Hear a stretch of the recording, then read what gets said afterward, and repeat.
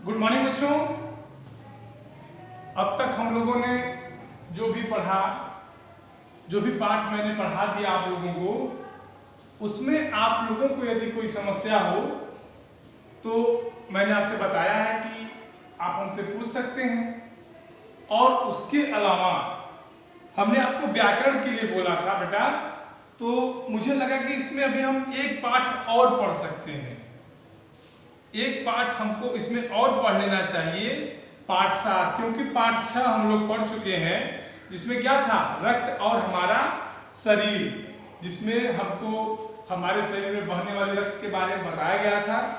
लेकिन आज हम जो पाठ पढ़ेंगे, ये पाठ बड़ा इंटरेस्टिंग है, बड़ा मनोरंजन वाला है।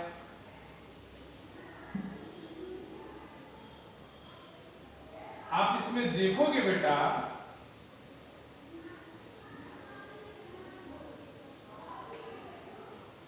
सबको स्क्रीन दिखाई दे रहा है।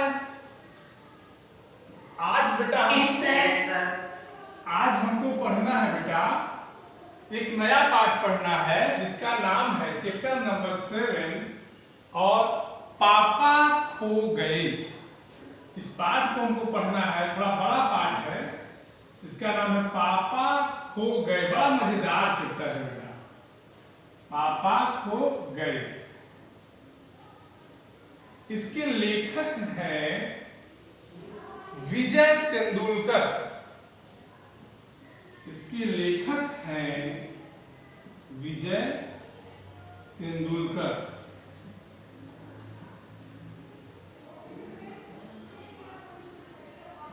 बेटा किसी भी पाठ को पढ़ने से पहले हमने आपको बताया है कि हम थोड़ा सा अगर लेखक के बारे में जान ले तो ये पाठ को समझना बहुत आसान हो जाएगा हमारे लिए, हम सबके लिए, अगर हम इन विजय तेंदुलकर के बारे में थोड़ा सा जान ले मतलब होता है कि लेखक की क्या लेखन क्षेत्र में विशेषताएं रही।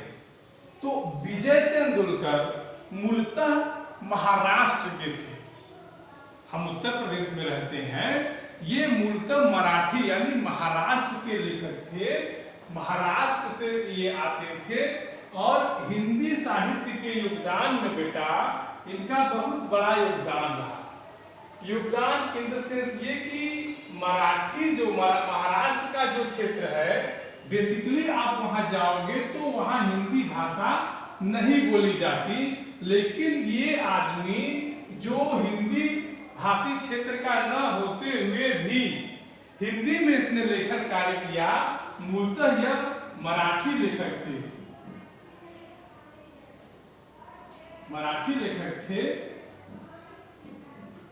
इनका जन्म 1928 में हुआ था और मृत्यु 2008 में हुई थी। ठीक, ये जन्म है, ये मृत्यु है। इनका जो सबसे प्रसिद्ध है जो रचना है वो है गिद्ध। गिद्ध थोड़ा सा ये जो उनकी रचना है गिद्ध, ये थोड़ा सा विवादित रही थी। इसके अलावा इन्होंने एक और नाटक लिखा था, एक क्या इन्होंने कई नाटक लिखे बेटा, जिसके वजह से ये लेखन के क्षेत्र में काफी फेमस हो गए। और बेसिकली अधिकतर ये नाटक ही लिखते थे, ये निबंध कम लिखते थे, उपन्यास कम लिखते थे, नाटक ये ज्यादा लिखते थे। इनका एक और नाटक है, उसका नाम है घासीराम कोतवाल। उसका नाम क्या है बेटा, घासीराम कोतवाल। इनका एक और है, इनकी रचना है, उसका नाम है घासीराम कोतवाल। और घासीराम कोतवाल के बारे में आप लोग थोड़ा सा सुन लीजिए। ये इनका ऐसा नाटक है जो सबसे अधिक थिएटर्स में दिखाए गए। अब तक जितने भी नाटक इन्होंने लिखे थे उनमें घासीराम कोतवाल ऐसा नाटक हुआ जो सबसे अधिक रंगमंच पर हमको और आपको या जनता को दिखाए गए। ठीक, इसके अलावा इनका एक और नाटक है, क्या है वो, कोर्ट चालू आहे। देखिए ये थोड़ा सा मराठी शब्द इसमें आएगा निकल के, उसका नाम है कोर्ट चालू आहे। इसका हिंदी अगर आप इसका हिंदी अर्थ समझना चाहे तो हिंदी अर्थ क्या बोलेगा इसका कि कोर्ट चल रहा है या कोर्ट जारी है या न्यायालय जारी है। इसका ये हिंदी अर्थ निकलेगा, लेकिन नाटक का जो शीर्षक है वो क्या है, कोर्ट चालू आहे। इतना क्लियर। अब इन सब के बाद एक बात और सुन लीजिए, इन्होंने जितने भी नाटक लिखे उस पे फिल्म भी बनी है।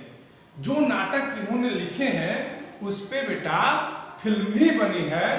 और एक चीज और जान लो कि इनको इसी लेखन शैली के लिए या इनके द्वारा निर्देशित की गई फिल्म के लिए इनको 1980 में फिल्म फेयर अवार्ड मिला था। क्या मिला था? फिल्म फेयर अवार्ड मिला था। सबको स्क्रीन दिखाई दे रहा है ना बेटा? फिल्म फेयर अवार्ड इनको मिला था। अब इन सब के बाद आप पढ़ेंगे पापा खो गए। इस नाटक को पढ़ना क्योंकि बड़ा नाटक है इसलिए इसमें समय लगेगा और बहुत इंटरेस्टिंग, बहुत मनोरंजक नाटक है। और वो भी इसलिए नाटक मनोरंजक है कि इसमें आप देखोगे कि जो पात्र बनाए गए हैं वो कुछ तो निर्जीव और सजीव मिला के पात्र बनाए गए हैं। ये बहुत कम देखने को मिलता है साहित्य लेखन के क्षेत्र में कि जो नाटक लिखे जाए, जो पात्र बनाए जाए वो निर्जीव और सजीव, वो भी ऐसे जो कि चल फिर न सके, उन्हीं को पात्र बनाया जाए तो काफी अजीब लगता है।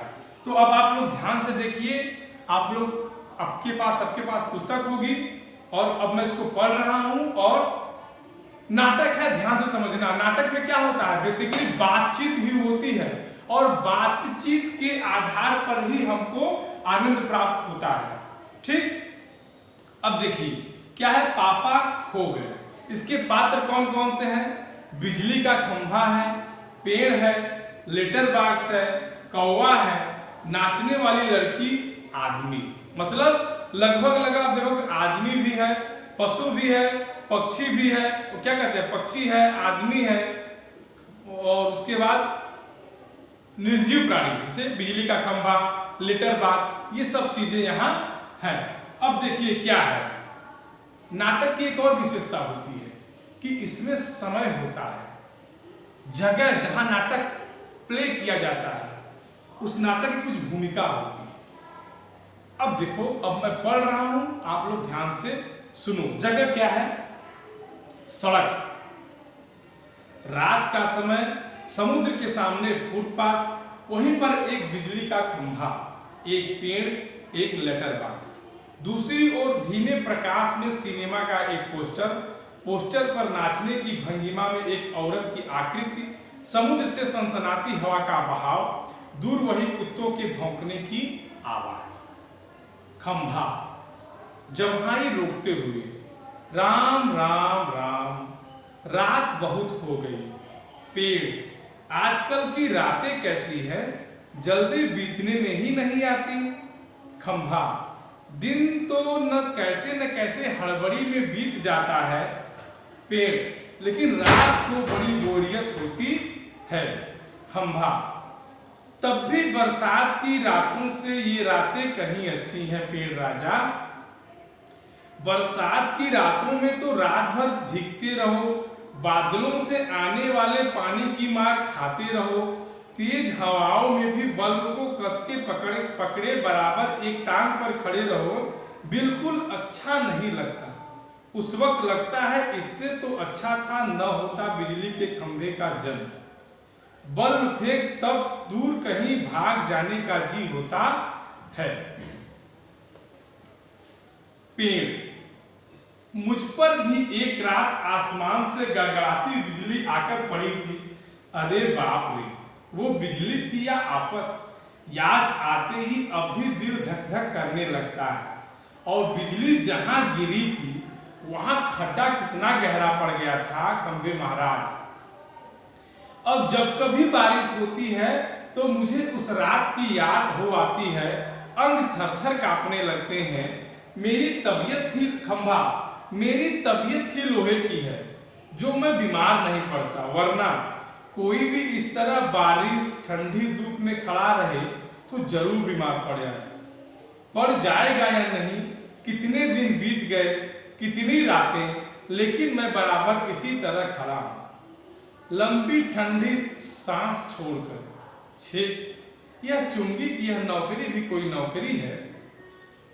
पेड़ अपने पत्तों का कोट पहनकर मुझे सर्दी, बारिश या धूप में उतनी तकलीफें नहीं होती, तो भी तुमसे बहुत पहले का खड़ा हूं मैं यही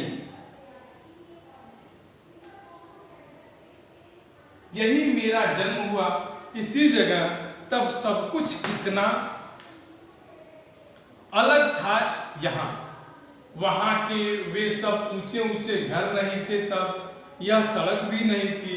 वह सिनेमा का बड़ा सा पोस्टर और उसमें नाचने वाली औरत भी तब नहीं थी। सिर्फ सामने का यह समुद्र था। बहुत अकेलापन महसूस होता था। तुम्हें जब यहाँ लाकर खड़ा किया गया तो सोचा चलो कोई साथी तो मिला, इतना ही सही, लेकिन वो भी कहाँ। तुम शुरू में मुझसे बोलने को ही तैयार नहीं थे। मैंने बहुत बार कोशिश की, पर तुम्हारी अकड़ जहाँ थी वहीं कायम। बाद में मैंने सोच लिया इसकी नाक इतनी ऊंची है तो रहने दो। मैंने भी कभी आवाज नहीं लगाई। हाँ, अपना भी स्वभाव जरा ऐसा ही है। और एक दिन जब आंधी पानी में मैं बिल्कुल तुम्हारे ऊपर ही आ पड़ा। खंबे ने कहा कि हाँ, एक दिन आंधी पानी में मैं तो बिल्कुल तुम्हारे ऊपर ही आ पड़ा। ठीक, इतना क्लियर। पेड़ बाप रे, कैसा था वो आंधी पानी का तूफान। अब पे खंभा, तुम खड़े थे इसलिए मैं कुछ संभल गया। हाँ, तुमने मुझे ऊपर झेल लिया, वह अच्छा हुआ। चाहे तुम खुद काफी जख्मी हो गए, बाद में मेरा गरूर भी झड़ गया और अपनी दोस्ती हो गई। पेड़ हवा आज भी बहुत है। दोनों चुप। हवा की आवाज, कुत्ते का भौंकना, पोस्टर पर बनी नाचने वाली औरत टेढ़ी हो जाती है, उसके घुंघरू बजते हैं, फिर वह पहले की तरह स्थिर हो जाती है। लेटर बॉक्स किसी दोहे का एक चरण गुनगुनाता है और रुक जाता है। कौवा पेड़ के पीछे से झांक कर, कौन है जो रात के वक्त इतनी मीठी आवाजें लगाकर मेरी नींद खराब करता है, जरा भर चैन नहीं इन्हें। अब देखिए, ये नाटक जो विजय तेंदुलकर जी ने लिखा है, इसमें मैंने आपको पहले ही बता दिया था कि मनुष्य से लेके एक निर्जीव व्यक्ति भी पात्र बना है। तो अब नाटक है, इसमें अब क्या करना है। देखिए, समय देखिए क्या है, रात का समय है। समय कैसा है, रात का समय है। जगह कहाँ है, सड़क है, और सड़क के किनारे एक समुद्र है। समुद्र से रात में ठंडी ठंडी हवा बहती है। अगर कभी आप नदी के किनारे रात से गुजरे हो तो आप देखते हैं कि जो नदी के किनारे से हवा चलती है रात में, धीरे धीरे चलती है, ठंडी चलती है। ठीक उसी तरह से समुद्र के किनारे से जो हवा चल रही थी वो बहुत धीरे चल रही थी और सनसनाती चल रही थी और ठंडी हवा चल रही थी। वहीं एक सड़क के किनारे एक खंभा था, एक लेटर बॉक्स समझते हैं ना आप लोग, देखे होंगे। जो पोस्ट ऑफिस होता है उसके बाहर एक लेटर बॉक्स रखा जाता है, जिसको हिंदी में पत्र पेटिका कहते हैं। लेटर बॉक्स को हिंदी में कहते हैं पत्र पेटिका। लेटर बॉक्स का मतलब होता है पत्र पेटिका, मतलब जिसमें पत्रों को डाला जाए, जिसमें पत्रों को रखा जाए, इसको कहते हैं पत्र पेटिका। बड़ा इंटरेस्टिंग नाटक है बेटा, घबराना मत, थोड़ा सा बड़ा चैप्टर है लेकिन कोई बात नहीं। और कहते हैं, और क्या है, नाचने की भंगिमा।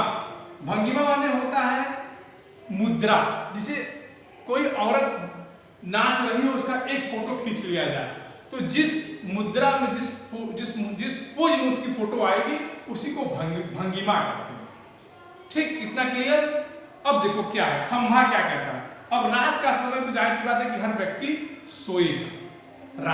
अगर रात का समय है तो ये तो क्लियर है कि हर व्यक्ति सोएगा। अब मैंने आपको ये बता दिया कि पेड़ पौधे हैं। इस नाटक में तेंदुलकर जी ने किसको रखा है? पेड़ पौधों को रखा है, पक्षियों को रखा है, निर्जीव वस्तुओं को रखा है। तो रात का समय नॉर्मली हर व्यक्ति रात में सोता है। तो जम्हाई आ रही, जम्हाई आना मतलब समझ रहे हैं ना? कभी कभी आप नींद लगने से ठीक पहले जो होता है, जो हम लोग उबासी लेते हैं ना, बड़ा बड़ा भगवान श्री कृष्ण की तरह मुंह बना के ऐसे ऐसे करते हैं ना, तो क्या होता है? जम्हाई लेना होता है। जम्हाई नींद आने का एक सूचक होता है। ठीक, अगर आपको जम्हाई आ रही है तो इसका मतलब यह स्पष्ट है कि आपको अब नींद धीरे धीरे आ रही है। आप भले न सोए, वो अलग बात है, लेकिन जम्हाई का मतलब होता है नींद आना। तो अब खंभा क्या कहता है कि राम राम राम, बहुत रात हो। खंभा बात करता है किससे? पेड़ से। खंभा और पेड़ के बातचीत का अंश यहाँ दिया गया है। तो बात करता है कि राम राम, बहुत रात हो गई। तो पेड़ कहता है कि आजकल की रातें कैसी हैं, जल्दी बीतती। देखो, एक साधारण बातचीत का अंश है, दो लोग आपस में बात करते हैं। तो ठीक इसी प्रकार की ये बातचीत का अंश है कि राम राम राम, रात तो बहुत हो गई है। तो पेड़ कहता है कि आजकल की रातें भी कैसी हैं। तो खंभा कहता है कि दिन तो न जाने कैसे हड़बड़ी में बीत जाता है। भाई सड़क है, तमाम तरह के लोग आते जाते रहते हैं, तो दिन बीत गया उसका, लोगों को देखते हुए, आते हुए, जाते हुए, लोगों को देखते हुए उसका दिन तो बीत गया। लेकिन रात बिताना उसके लिए भारी पड़ जाता है, क्योंकि रात को सड़क पर कोई निकलता तो है नहीं, बहुत कम लोग निकलते हैं। तो पेड़ कहता है कि रात बड़ी बोरियत होती है। बड़ी बोरियत मतलब उसको रात अच्छी नहीं लगती, उबाऊ लगती है। खंभा क्या कहता है? लेकिन फिर भी भैया ये रात जो है बरसात की रातों से अच्छी है। अब देखो, बरसात की रात का वर्णन अगर आपसे कहने को कहा जाए तो आप नॉर्मली यही समझेंगे कि जो बरसात की रातें होती हैं उसमें क्या होता है? बिजली कड़कती है, पानी बरसता है, यही होता है ना, बादल गरजते हैं, होता है। तो अगर बरसात की रात का आपको वर्णन किया जाए तो यही सब चीजें आपको देखने को मिलेगी। तो यही सब बातें खंभा पेड़ से कहता है कि अरे बाप रे बाप, बरसात की रात से तो भैया बढ़िया है, कम से कम कि हवा तेज चलेगी, पानी ऊपर गिरेगा, बल्ब कैसा हुआ कि खंभे का जन्म हो गया, नहीं तो मैं इस बल्ब को दूर फेंक के अपना कहीं आराम करूं। ये बातचीत है खंभे और पेड़ की। उसके बाद पेड़ कहता है कि हाँ, एक रात मुझ पर भी आसमान से आकर बिजली गिर गई थी। अरे बाप रे बाप, बिजली थी या अब किसी के ऊपर बिजली गिर जाए और वो अपने उस बात को बयान करे तो काफी डरा सहमा सा अपने आप को दिखाता है कि भाई, और दिखाएगा क्या भाई? अगर किसी के ऊपर बिजली गिर जाए तो वो तो अपने आप को कह देगा ना कि अरे बाप रे बाप, वो आफत थी, बला टली। तो वो आफत जो बिजली थी वो उसके ऊपर गिरी थी, वो उसको बयान करता है। कौन बयान करता है? पेड़ कहता है कि वो बिजली थी या आफत। कहता है कि याद आते ही दिल धक धक करने लगता है। भाई, अगर किसी के साथ कोई दुर्घटना हो गई हो, अगर वो उसको सोचे तो एक बार डर लग जाता है कि अरे बाप रे बाप, भला भगवान करे उस बला से बचाए, किसी तरह से टल गई। तो कहते हैं कि और बिजली जहां गिरी वहां बहुत बड़ा खड्डा था। खड्डा माने गड्ढा। कहते हैं कि जहां गिरी थी बहुत बड़ा गड्ढा था, और जब कभी बारिश होती है तो मुझे उस रात की याद आ जाती है। मतलब अब जब भी बारिश होती है, बिजली उसको एक दिन गिरी थी, लेकिन जब भी बारिश होती है तो उसको उसी रात की याद आ जाती है। खंभा कहता है कि मेरी तबीयत ही लोहे की है, मतलब मैं तो खुद लोहे का हूँ, मैं बीमार नहीं पड़ता। वो अब खंभा निर्जीव प्राणी है, वो क्या बीमार पड़ेगा? जाहिर सी बात है, धूप लगेगा गर्म हो जाएगा, ठंडी पड़ेगी ठंडा हो जाएगा। तो कहता है मेरी तबीयत ही लोहे की है। लोहे की विशेषता होती है ना, गर्म के साथ गर्म हो जाएगा, ठंडे के साथ ठंडा हो जाएगा। उष्मा का सुचालक होता है, आप लोगों को विज्ञान में पढ़ा होगा। तो वो बताता है कि उसकी तो तबीयत में, उसकी प्रकृति क्या है? लोहा है। अब लोहे की प्रकृति आप जानते हैं। कहते हैं कि कितनी रातें बीत गई, कितनी आफत आई, पानी पड़े, बरसात में मैं लेकिन वैसे खड़ा हूं। पेड़ क्या कहता है, अपने पत्तों का कोट पहनकर मुझे सर्दी बारिश या धूप में उतनी तकलीफ नहीं होती, तो भी तुमसे पहले का मैं खड़ा हूं मैं यहाँ। मतलब कहने का मतलब देखो, पेड़ की आयु बहुत अधिक होती है, तो कहता है कि मैं अपने पत्तों का कोट पहन के, पेड़ पूरा पत्तियों से आच्छादित रहता है।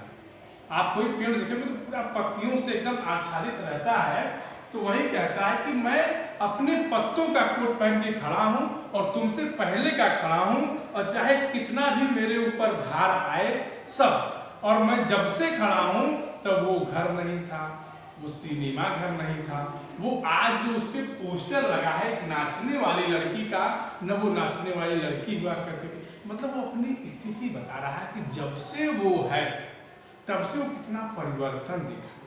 परिवर्तन क्या देखा कि कोई मतलब कुछ भी नहीं था, और वो तब वहां जब वहां कुछ नहीं था तब से वह है, और वह अपने आप को बहुत अकेला। भाई अब देखिए, किसी अनजान जगह पर यदि आप जाएं तो आप अकेले, अब ये आपको कहीं भेज दिया जाए किसी दूसरे स्कूल में या किसी अन्य जगह पर, तो भले वहां लोग रहें लेकिन आप अकेला महसूस करेंगे। दोस्ती तो धीरे धीरे होगी, ये होता है ना।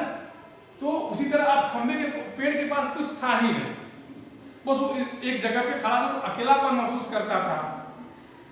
कहा कि तो फिर तुम आए। कौन आया? खंभा आया। फिर उसने कहा कि मुझे तुमको देखकर लगा कि तुमसे दोस्ती करूं, लेकिन तुम तो अकड़ू मतलब घमंडी थे, तुम दोस्ती करना ही नहीं चाहते थे। खंभा कहता है, और फिर पेड़ कहता है कि जब मैंने ये देखा कि तुम्हारा स्वभाव कुछ घमंडी प्रकार का है, तो मैंने कहा भैया रहने दो, जाने दो, मैं जैसा हूं ठीक हूं। फिर खंभा क्या कहता है कि और एक दिन जब आंधी पानी आता है तो खंभा गिर जाता है, और गिरता कहाँ है? पेड़ के ऊपर गिरता है। और जब पेड़ के ऊपर गिरता है तो क्लियर नहीं, जब बेटा पेड़ के ऊपर खंभा गिरे, नाउ क्लियर। और जब खंभा पेड़ के ऊपर गिरता है तो पेड़ बेटा क्या करता है कि पूरी रात अपने बिना गिरे, ये पेड़ है, ये खंभा ऐसे गिर गया, अब खंभा पूरी रात पेड़ को अपने ऊपर लिए रहता है, झेले रहता है। खंभा गिर गया तो गिर गया, लेकिन उसके बाद क्या होता है कि दोनों में दोस्ती हो जाती है। फिर वही पेड़ कहता है कि हाँ, हवा आज भी बहुत है, मतलब देखो पेड़, देखो खंभे, बच के रहना, आज भी हवा बहुत है। अब दोनों चुप हैं, अब केवल हवा की आवाज सांस चल रही है, कहीं दूर कुत्ते भौंक रहे हैं। अब उस हवा से क्या होता है, जो पोस्टर में नाचने वाली लड़की है वो टेढ़ी हो जाती है। माने पोस्टर ही टेढ़ा हो जाएगा तो नाचने वाली लड़की तो अलग से है नहीं, तो पोस्टर ही टेढ़ा हो जाता है। तब क्या होता है, लेकिन फिर टेढ़ा होकर रुक जाता है, पहले की तरह स्थिर हो जाता है। और लेटर बॉक्स जो बगल में है, उसके पेड़ और खंभे के बगल में लेटर बॉक्स भी है, वो एक दोहे का चरण गुनगुनाता है। कोई भी दोहा अपना रहा होगा अपना, जैसे हम लोग गाना गाते हैं ना, अकेले रहते हैं, तो ये दोनों अपना बात करें तो बगल में अकेला था, अपना गाना गा रहा था। उसी समय पेड़ के पीछे से झांक एक कौवा रहता है। कौवा क्या कहता है, काऊ कौन है जो रात के वक्त इतनी मीठी आवाजें लगाकर मेरी नींद खराब करता है, जरा भी चैन नहीं इन्हें। अब कौवा क्या कहता है कि कौन है भाई, इतनी मीठी मीठी प्यारी प्यारी आप लोग बात कर रहे हैं, मेरी नींद खराब कर रहे हैं, आप लोगों को जरा भी चैन नहीं है। ठीक, इतना समझ में आया आप लोगों को? अब बताओ कि बेटा इसमें आप लोग, इतना मैंने पढ़ाया है, इसमें अगर किसी को कोई दिक्कत हो तो आप डिस्कस करो, ओके।